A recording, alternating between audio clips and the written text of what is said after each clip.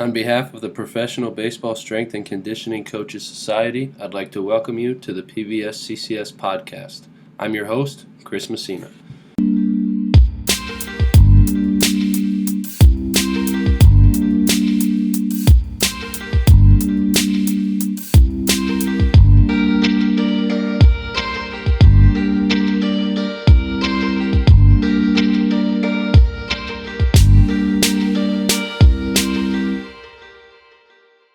All right, everybody, today's episode of the podcast is going to be another group episode. I'll have the guys introduce themselves, and then we'll get rolling. So we'll go Al first, Adam, and then just, first name, last name, org you're with, position you're in, and anything relevant, and then we'll get going.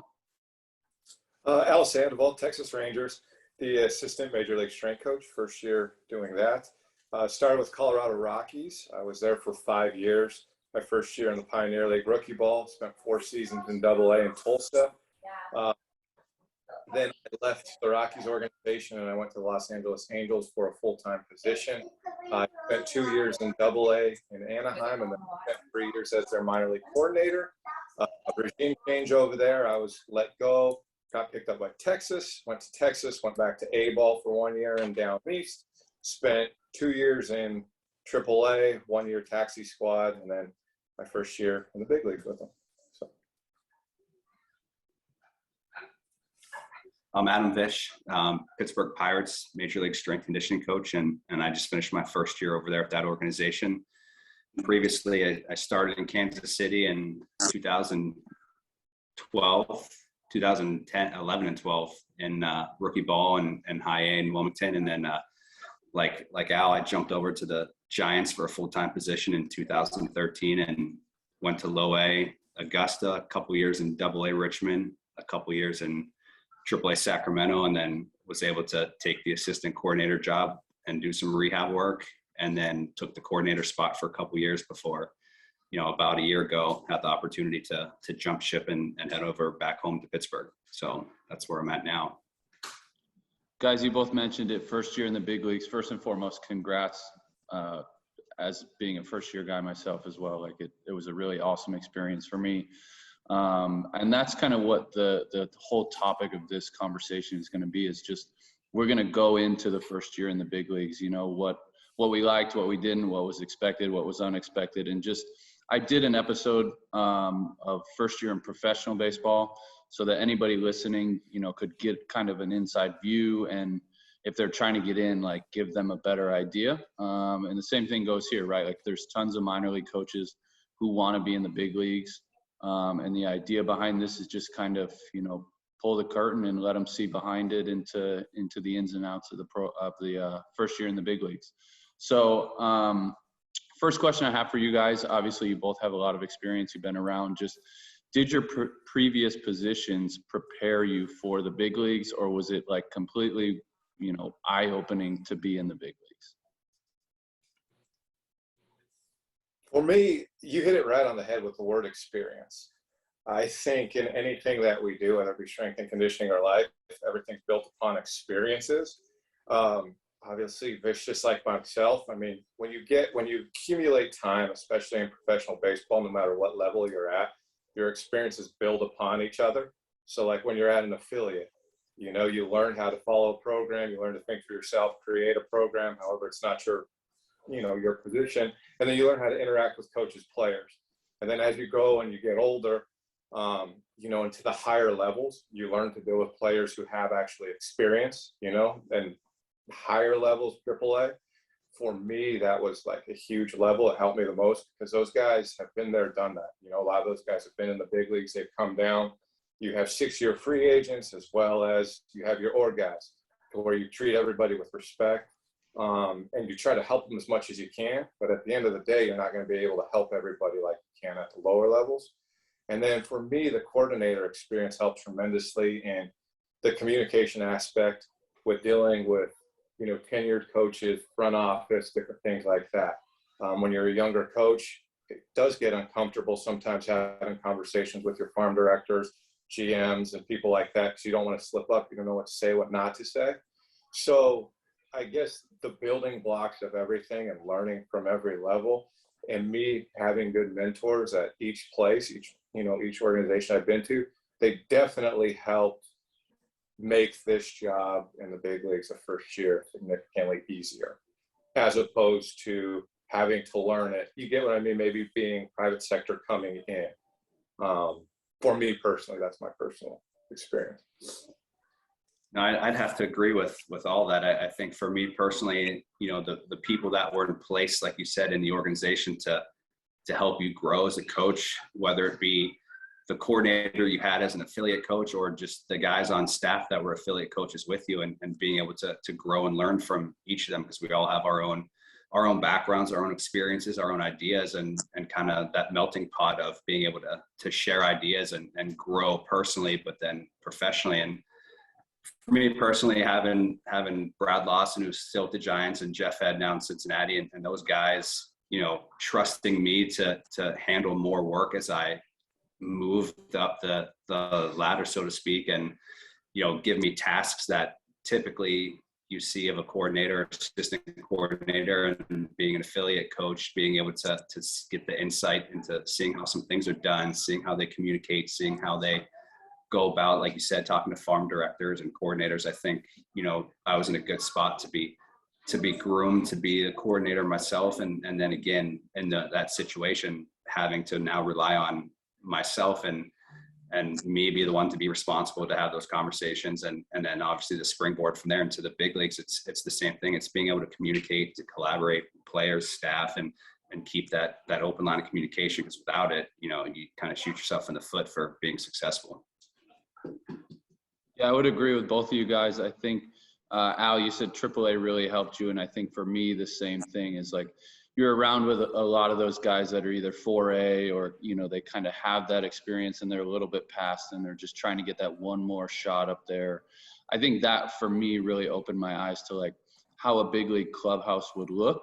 But at the same time, like I'm a big believer that like you have to just prepare yourself as much as you can for your next opportunity.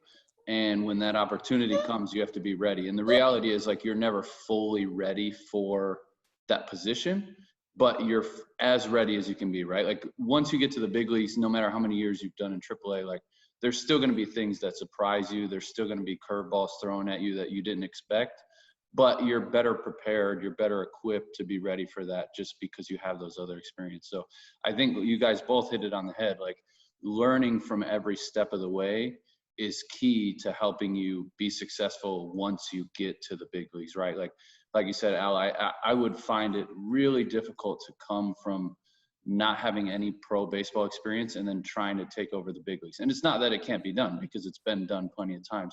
I just think it would make your life easier to have learned along the way, at least from my experience as well. Yeah, I completely agree, because it's a business at the end of the day. We're coaches, but we're a small piece in a bigger part of the business, and learning how that infrastructure works, how that pecking order works. And again, every organization is different as well. I've been at 3 different places, and Vish could attest to it. It's the same type business, but there are certain ways you got to go about your business in certain areas, and you learn that along the way, but that all comes from experience. So. Yeah, and I think I've been told this before. It's a service industry. We're very people oriented, and you alluded to the players, those 4A players trying to make it back, and being able to relate to them as a person, not as as an asset, because we're there more for the person than organization is them there for them being an asset to the company. But I think that the more people oriented you can be, just in terms of daily communication, how you treat people, I think that is going to help you go a long way. I think the cool thing for us, like moving up the system, is like it's kind of how players go, right? Like somebody was asking me like, oh, did you like just go to the big leagues or what? Like, no, I started in rookie ball, then I did some years in AA, then AAA, and then I went to big leagues. Oh, just like a player. Like, yeah, you in that aspect, right, you can kind of relate to the players as you go up. Like you see them. Like I had a couple of guys this year in the big leagues that I had in AA, and I was like, man, you were a little kid in AA. Like, look at you. And he's like, well, look at you. And I'm like, Yeah, it's it's just weird to think about, right? So it's like, yeah, I think again, the previous experiences are going to help you as best as they can. You have to learn from them, and you have to take what you can, and then when you get to the big leagues, whenever you get your shot, like you got to make the most of it. Kind of bouncing to, like, do you guys have any advice for others who are trying to push to the big leagues, whether it's that young strength coach that just got in with, like, you know, those big eyes, like, I'm going to be in the big leagues someday, I'm going to make a change, or like the AAA strength coach that's been grinding it out for years and years, like, what is that one thing that's going to help me get to that next level? Do you guys have advice? I kind of have two things, I guess. One is, no matter where you're at in the pecking order of alignment within your structure as A ball, rookie ball, double A, always be professional, especially at the major league level. Everything matters. Like how you present yourself, how you show up to work, what you dress in. Do you shave daily? Do you not? You know, how do you interact with not only the front office players, but your coworkers? Like that all matters. And for me, one of the biggest things I learned this year at the major league level is everything at the major league level is magnified. You know, in the minor leagues, it's just you, your 25 players, and your 5 coaches. A lot of stuff goes on that's not seen, not heard, because you're in the backwoods in the middle of nowhere playing games. To where in the major leagues, there's always somebody around, whether it be a front office personnel, one of your major league staff, media, you know. So just, if you can learn that as you're coming up, to always be professional, you never have to look over your shoulder to see, you get what I mean? And you should never do that anyway. So like, that's one for me. And then the other thing at the major league level, for people aspiring to be major league coaches, know and understand what kind of coach you are. Do you like the development side? Do you like having immediate impact? Because at the major league impact, you have to have a realization of the type of impact you're going to have. And I learned that this year. Sometimes these guys, they've done it for a long time and they've had a lot of success. I might not have any impact on them when it comes to sets, reps, anything. My impact might be a bouncing board of ideas, or talking to them about their family life. Certain things along those lines, because the major league level is so different. And I personally think if you can impact 10 to 15 guys on a physiological sports science level, you're doing a tremendous job. And again, we'll come across 40 guys per year. So for everybody wanting to be a strength coach, there's nothing wrong with being a coordinator or AZL guy if you want to have impact on as many people as possible. Because again, sometimes those places are the areas where you're going to have an impact on them, to where that might not be the full case at the major league level. If that makes sense. Yeah, and going off that aspect of being in the minor leagues and a coordinator at that level, and there's 200 athletes that you're impacting on a daily basis, and you're trying to make more of a development aspect to, versus, like you said, somebody in the big leagues, they've gone through a lot and they've been there however long it might be, and there might not be much that in the strength and conditioning side is going to be a major impact. But it's like you said, finding those small things that you can have the win for the day with them. But for a young coach, I think the biggest thing is take your time, don't hurry it. Because if you try and hurry it, I think that you lose sight of bigger issues that you can probably take and learn from as a young coach to develop as a whole. And then somebody who's been in it, it's hard to say, because it took me 10 years, right? So the only thing that I did was to just continue to learn, continue to do the best job that I could do where I was at, and just keep my, sight set on wanting to be there one day, but knowing that whenever it happens, it happens. It took 10 years, but I wouldn't have done it any other way. I wouldn't have tried to hurry it if I had to do it again. I think I would try and go the exact same route, because everything I did helped me get to that spot. And now that I'm there, it's like I was saying, it's okay, how do I impact the guys that I can impact in the organization I'm in? Because each organization looks different. The guys that I'm seeing, there is some development things that we are working on at the major league level, because it's a very young 40-man team. And there's a lot more things that for me coming from a coordinator, it's almost like, yes, I moved up a level, but there's still a lot of the same ideas and principles that I'm still using with looking at how can I best develop these guys to help the team win in Pittsburgh, where it's a team that's already grown and matured and is competing for a playoff spot in a World Series. Maybe they don't have many guys that are in that development stage, and the strength coach is looking to get other adaptations out of them throughout the season. So again, for me, it'll be a learning process to get to that point whenever the team matures to that point, and it'll just be another challenge for me. Yeah, I think for me, my advice would be, I had been told, like, from an early age in this field, like, envision the position you want and, like, make all your decisions geared towards that, right? So, like, in the minor leagues, and again, like you said, Vish, like, you don't want to get so caught up in where you're going to go that you miss where you're at right now, right? Like, and that's part of it is, like, if you're a young coach and, like, I want to be in the big leagues in 5 years, like, okay, well, if that's going to be your plan, what are the steps you're going to take, right? And the other thing is, you have to be really, really good where you're at to even think about the big leagues, right? Like, I've always had my eyes on the big leagues, and, Vish says, don't rush it. And me, I'm like, I want to get there as fast as I can, right? And, like, I'm very impatient, but at the same time, like, I didn't let my ambitions to be a big league guy get in the way of the job I was doing right there. Because I think part of it is, if you would do a damn good job wherever you're at, people are going to take notice and they're going to want you to move up, right? Like,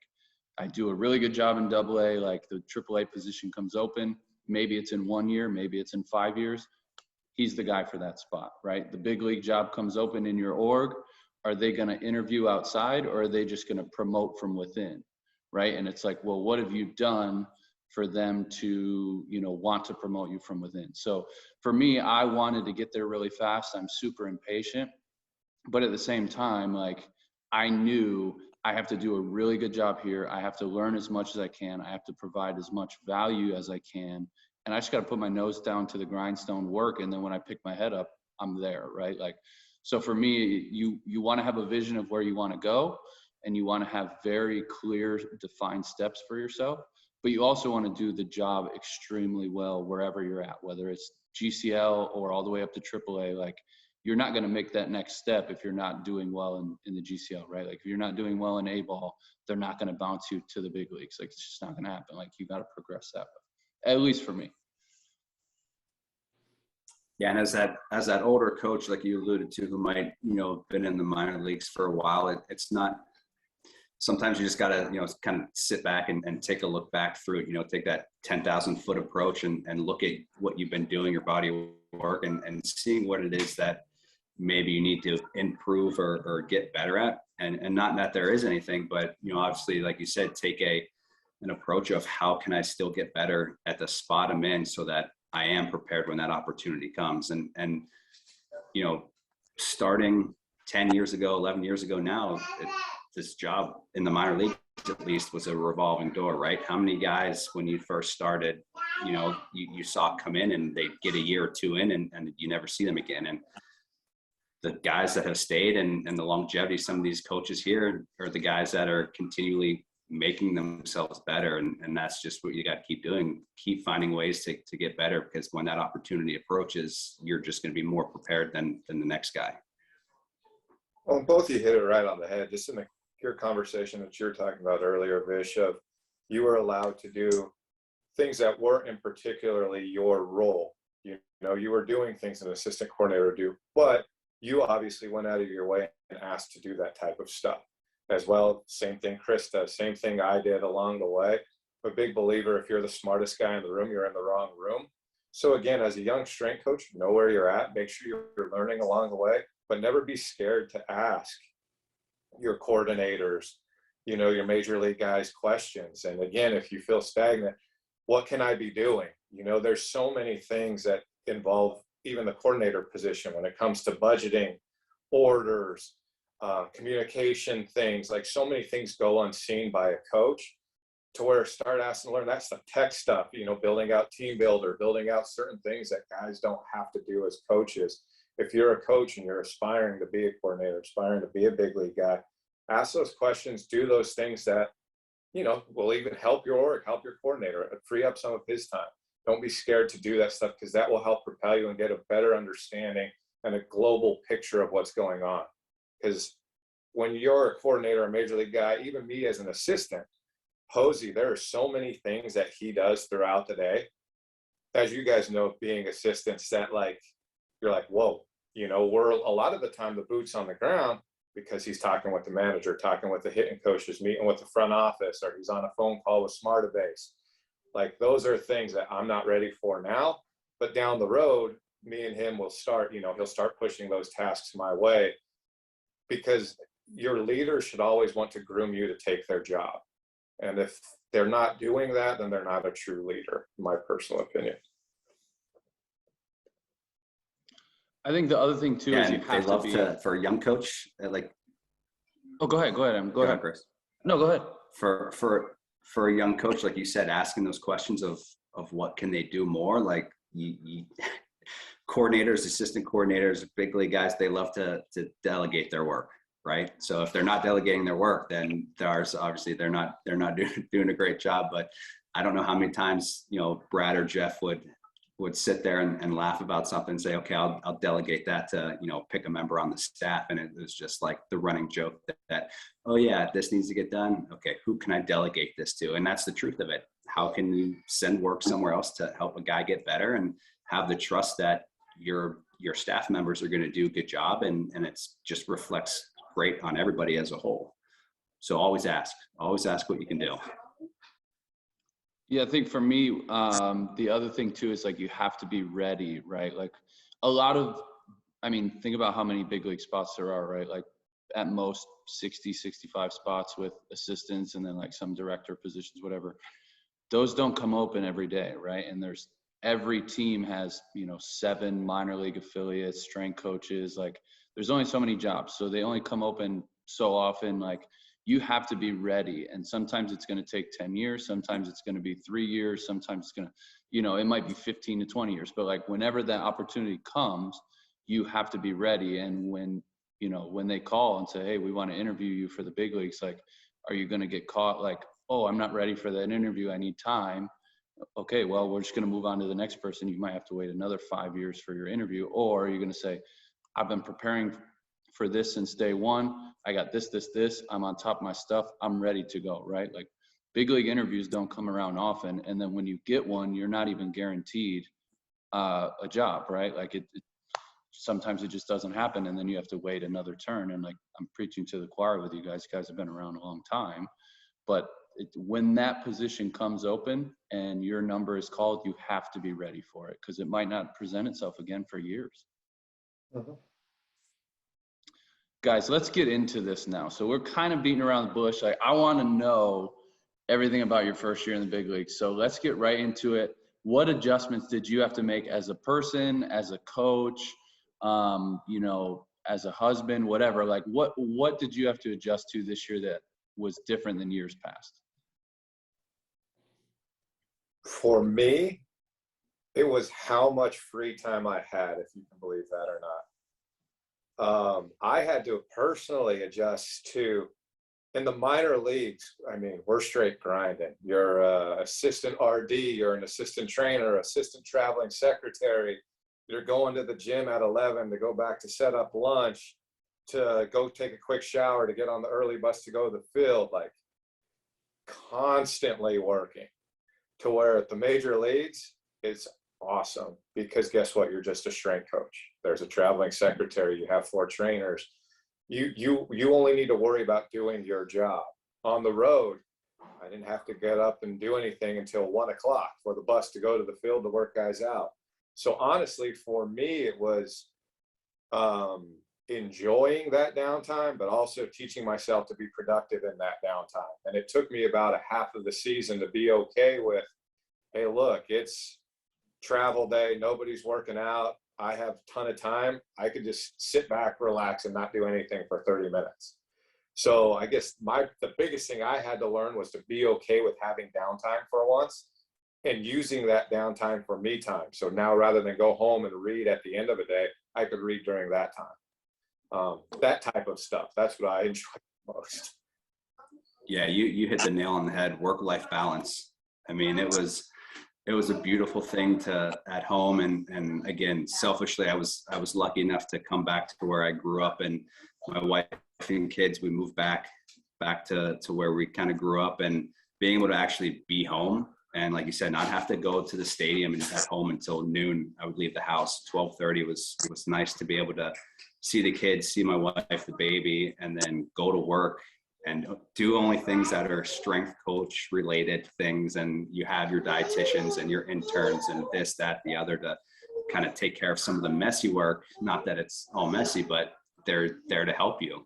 And it was like you said, being okay with not needing to always constantly be doing something, but then also taking advantage of that time that you had to get some other things done whenever you could. So selfishly, it was a win for me to be home and actually be home and not have to worry about apartments, hotels, houses, whatever, and then moving again. So that end of it. And the other thing was, this was my first real affiliate since 2017, right? I was an assistant coordinator or coordinator until this 2021 season. So I haven't had a team, for 4 or 5 years, whatever it might have been. So the adjustment from kind of coordinating and roving for 7 days here, 7 days there, picking and choosing, to going into 162 was a change for me, but it was a welcome change, because it was like, oh man, I kind of missed it. Guys versus just being at Scottsdale at the complex as a coordinator, and kind of checking in and deciding where I want to go next. So that was the big adjustment for me. I mean, whether or not it's an adjustment, but it was just not used to this. It's been a while since I had to do this, and now all of a sudden got 162 of them. So for me, I'll say the same too. Like, the minor league coaches listening to this are probably going to be pissed, but there's right, like you get to focus on being a strength coach, like you said, Vish. Like, you are just all my time went to writing programs, being in the weight room, running stretch, running conditioning, discussing things with guys. We still bounce ideas with the nutritionist. We still help with the supplements, all of that stuff, of course. But the mental skills guy here, his office is in our office, so I could stop in and talk with him. And be like, hey, guess what? I don't have to do your job. Like, now there's guys will still come to us, right, and open up to us and bare their soul a little bit. But they're basically, every position that you do as a minor league strength coach, there is somebody on staff who's full time, who's really good at that job, and so you get to focus. And I was the same. Like, on the road, you don't have to set up that road bus, like that gym bus. That's huge, right? And you mentioned, Al, like, AAA really helped you. It really helped me. Like, our head guy says, if you can do AAA, you can do the big leagues, right? Because it's a lot of the similar personalities. It's a high level of baseball. It's like more grown men, like, with like real life problems that they're trying to balance. But the big thing is, right, like, you still have that gym bus. So like, how do you get a guy who's got 5 years in the show to come at 10, 11 o'clock in the morning on the gym bus in, Syracuse, New York? It's those, if you can handle those challenges, you can do the big leagues. Like, but the other thing is, and you had alluded to this earlier, Al, is everything is magnified in the big leagues. And so for me, I had to not get used to it, right? Because like, you try to be professional, but it was like, there's a camera everywhere you go, right? Like, you're trying to run stretch and there's a camera guy there. Like, it's the national anthem before the game and there's a camera guy there. Like, you're walking in the dugout during the game and the camera well's right there, and you're like, everything that you do is on camera. And not that we're doing anything stupid, but like, even if you walk down the steps and trip, like, it's on camera, right? Like, you just can't get away from it. It's just way more magnified in the big league. So that was the big one for me, is like, I'm super uncomfortable, like, being around cameras and things like that. So for me, it was like, camera guys there, like, don't get me in the shot, please. Just get the players. I don't want the pictures. Please don't take the pictures. So that was the big one for me. But again, like, my wife was here during the season, so it was really a blessing to have that work-life balance, have some time with her, and really take advantage of the mornings. She works at home, so like, we got to have breakfast together and just kind of sit down and talk. And like, she would come to the games and we'd ride home together after. So in that aspect, that was a really like beneficial thing for me. One of the other big things that was different, that took a little bit to get used to, is just understanding the room. The major leagues, there are so many people. You have now sometimes 2 to 3 hitting coaches, 2 to 3 pitching coaches. You have your manager, 4 trainers, a dietitian, and then on top of that, you have, players, 25 players, and the pressure is real because, again, the minor leagues, there's pressure there. Don't get me wrong. You want to get up, you want to go better, but at the big leagues, you're there and you perform or you're out. So understanding the room, understanding where people are, whether our team's in a slump for 2 weeks, none of the position players are going to be happy and the hitting coaches are going to be trying to figure everything out. Like, you have to know that. You have to understand that and be okay with it. And then also coming from being at an affiliate, we all get great relationships with our coaches because it's just us 5 all the time, on the bus, this, that. It's learning to be okay with, you might not be as close with your manager. You're going to have a really good relationship with him, but it's not going to be the same as it was in the minor leagues because, again, there's so many moving parts. Your skipper's doing interviews 3 times a day. He's talking with the radio people. He's meeting with the skill guy. Like, it takes a while to get used to going from the minor leagues to the big leagues to be okay with that. You have to really learn and know what's going on and have a feel for that, in my personal opinion, to be successful with your daily interactions with guys. Yeah, and without any of that, I mean, you need to know what guys are doing on a daily basis that isn't happening in the weight room, right? And without that open communication and relationship of what are my hitting coaches up to, pitching coaches, skill coaches, anything like that. And like you said, your manager isn't giving you all that information. It's up to you as the strength coach to connect with your bench coach, connect with your hitting coach, connect with whoever it is pre-game or pre-day. And, hopefully there's a, good process in place. I know on my end, there would be, I did a kind of a weekly snapshot and know kind of what the general idea was of what guy wanted to approach the day with, what player and what they wanted to work on. So for the weight room side of things, you can modify and tailor and then help out on the other end. So a lot of communication with those guys, but you're right, it's not the same as it is in the affiliate with your 5 guys on the bus or going to get breakfast, going to get lunch on the road, and having that relationship. It gets a little bit more, like you said, professional, where there's a lot more at stake. Yeah, luckily for me, our third base coach was my manager in AA, so I'm very close with him. Our assistant pitching coach, I had him as a pitching coach in AA as well. So, I know those guys ahead of time, but I agree 100%. Like, it's just, our hitting coaches tend to be buried in the cage all day, right? Like, we're in the weight room, we're out on the field, like pitching coaches are out in the bullpen. Like, you might not see them as much as you see them in the minor leagues. And that's kind of why I had this in the notes for you guys. And maybe we can run with this a little further, is just interactions with players and coaches on a daily basis. Like, we kind of hit on the coaches here, but like, do you feel like it was different interacting with players in the big leagues versus in the minor leagues? And then Vish, maybe for you, like when you'd come in for a couple of days as a coordinator, seeing them versus like spending every day with the guys now in that team setting, like, do you feel like it was different, similar? Like give me some thoughts on that.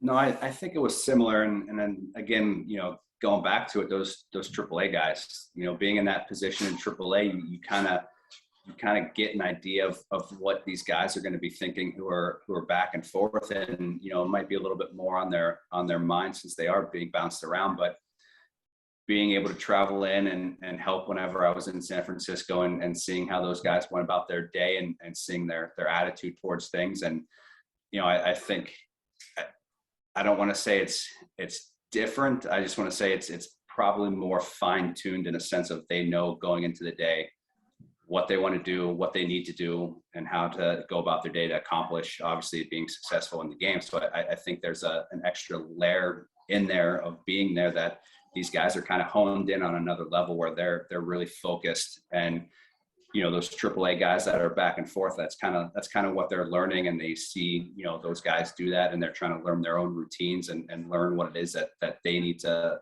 be hyper-focused about.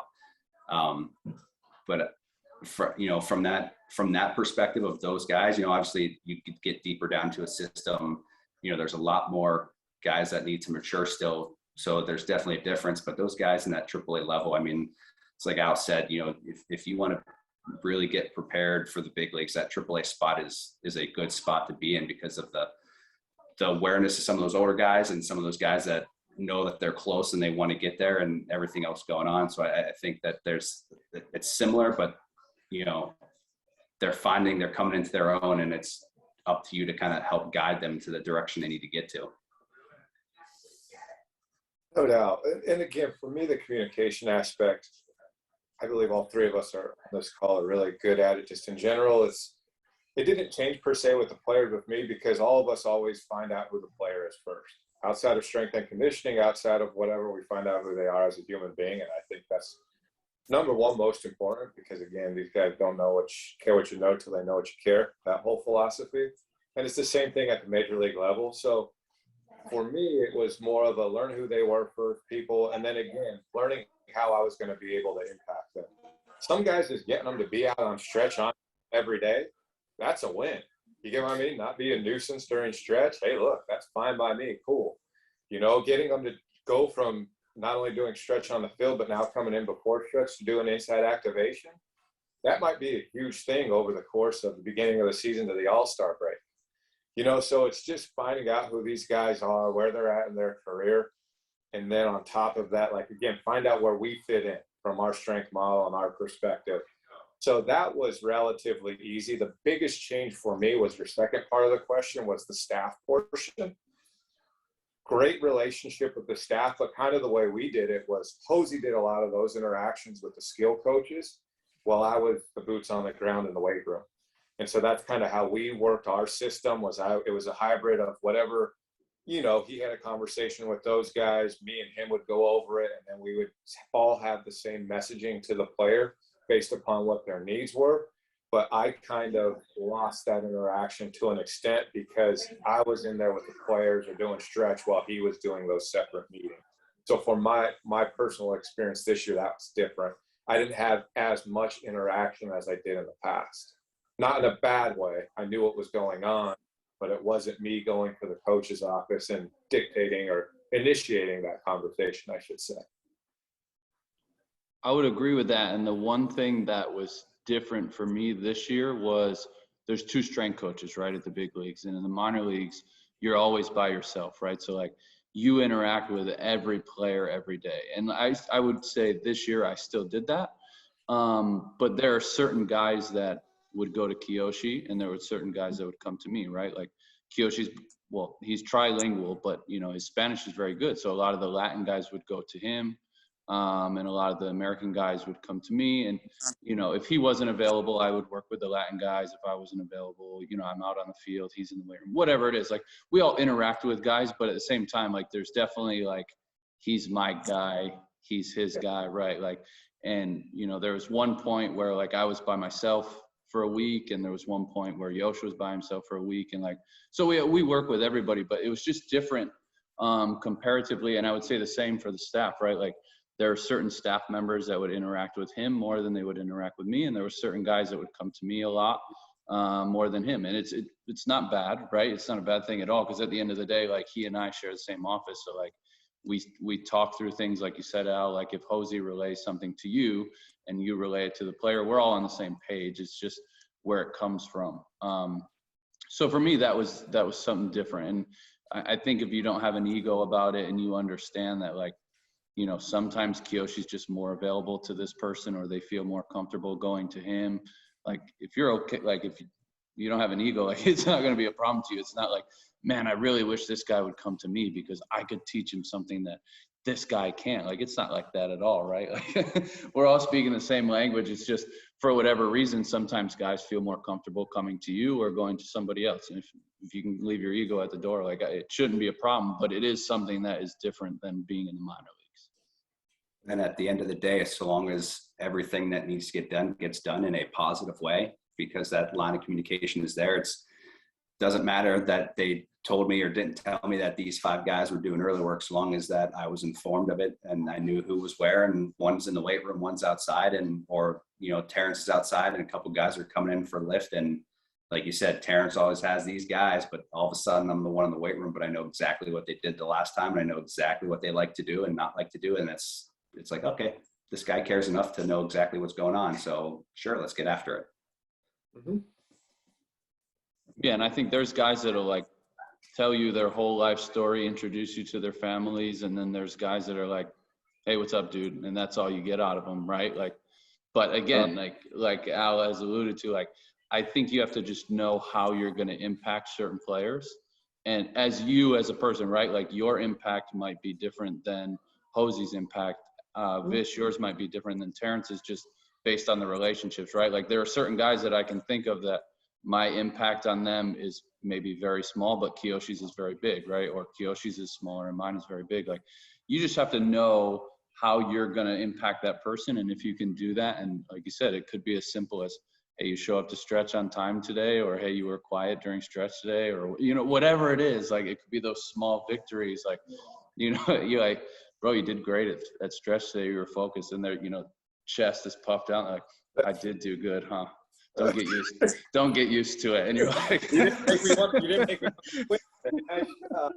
So. You know what I mean? But that's it. That's the thing, is like there's more people on staff. So like you said, you just have to understand the room, understand who's in it, whether it's players, staff, whether they interact with you all the time or only occasionally. Like as long as you know that and you're self-aware, like I think you can do the job and be successful for sure. And along those lines, so best part of the job for you guys so far? You're both smiling. I can't wait to hear this. Well, it's kind of one, like we talked about earlier, you feel guilty for the guys in the minor leagues grinding because one, you're just a strength coach. For me, that's the best part, first and foremost. For once, we just worry about what we have to worry about, and that's it. But second, and it's hard to even say it because it just, I don't know, it just sounds bad, but it's not real life. The big leagues is not real life. When it comes to travel, when it comes to hotels, when it comes to your worst day in the big leagues is your best day in the minor leagues. I mean, and that's just the reality because we're spoiled to death up there when it comes to food, spreads. It's unlike anything we'll ever be a part of once we're done. I mean, in my personal opinion. So everything about the big leagues is good. Everything. I didn't have to wait in a Southwest line at C-15 to go from Sacramento to New Orleans. So that was a big perk. So no, it's like you said, yeah, everything it's you kind of see it. It's not real life. I mean, like I said, I got to move back home, and on those days that we had off, that was a travel day, or even days that we were headed out of town, I lived closer to the airport than I do the stadium.